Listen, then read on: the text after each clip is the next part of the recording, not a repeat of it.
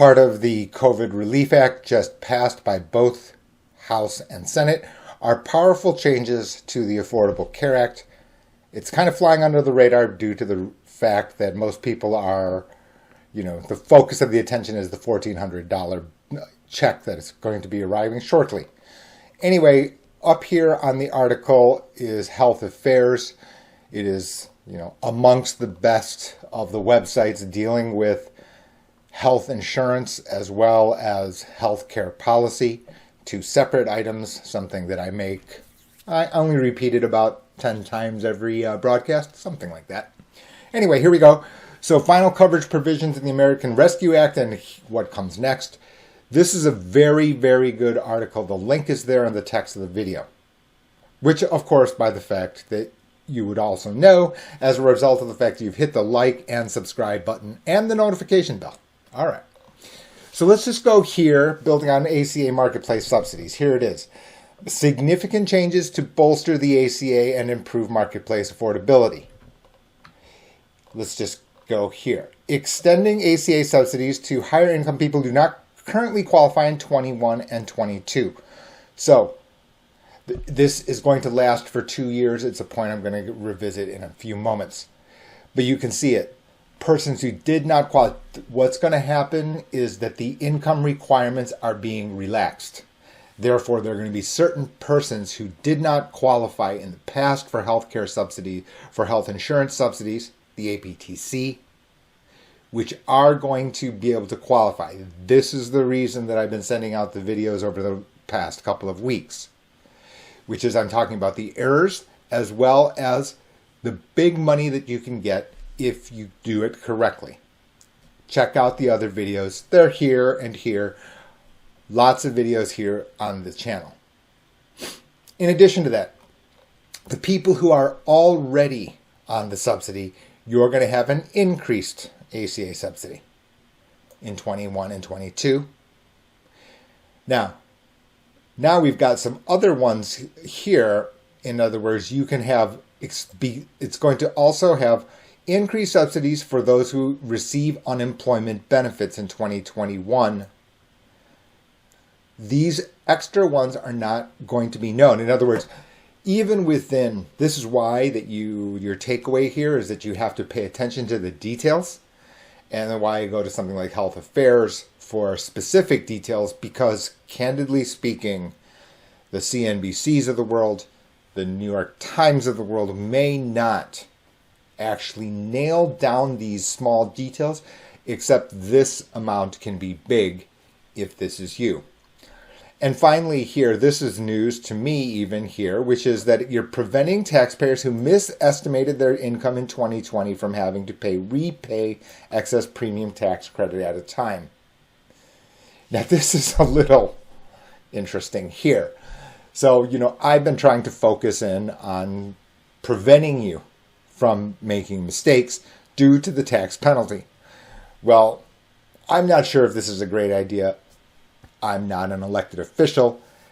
It allows you to not have to repay this error. Now, to what degree, I don't know. I'm not an accountant. If you require this, please contact an accounting professional. Very interesting thing here is that now you see these enhancements have certain limitations, and here they are.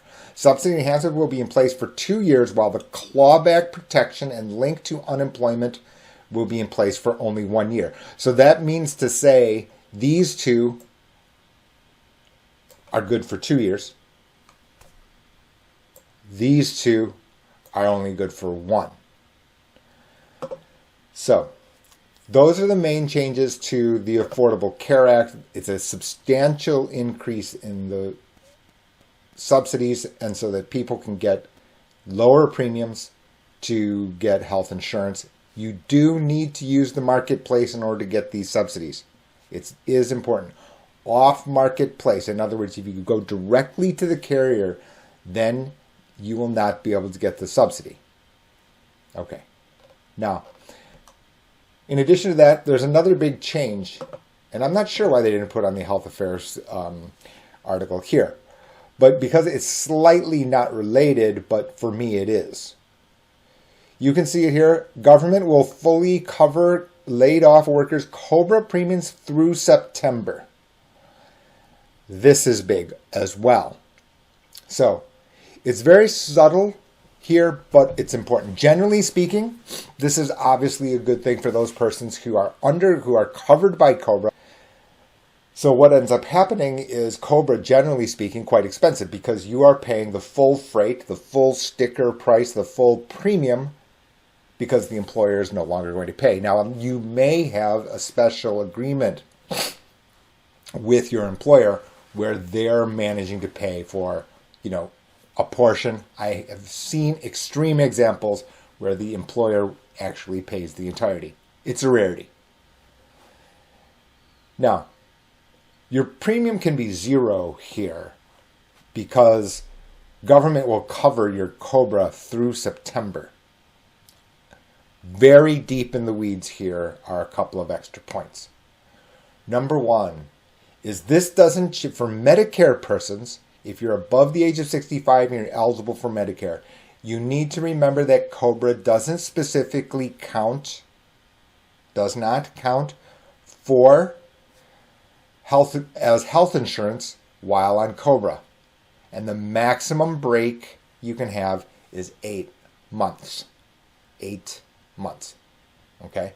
So in theory, could you be 66, laid off from a job, collect COBRA for 8 months for zero, and then turn on your Part B at the end of those 8 months? The answer to that is yes. Now, I don't suggest you do this unassisted.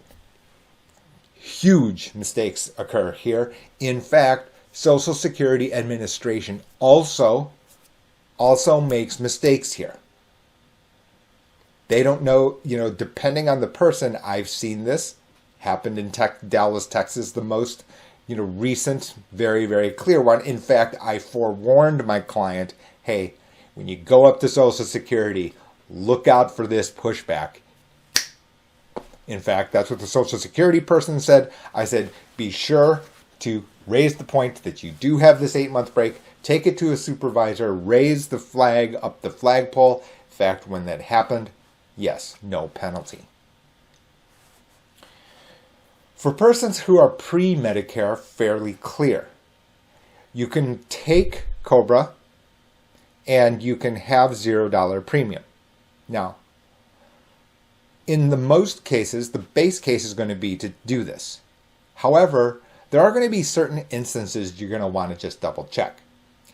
Because the fact of the matter is, it is possible that your premium be very, very low under the new, wider APTC, the Affordable Care Act subsidies.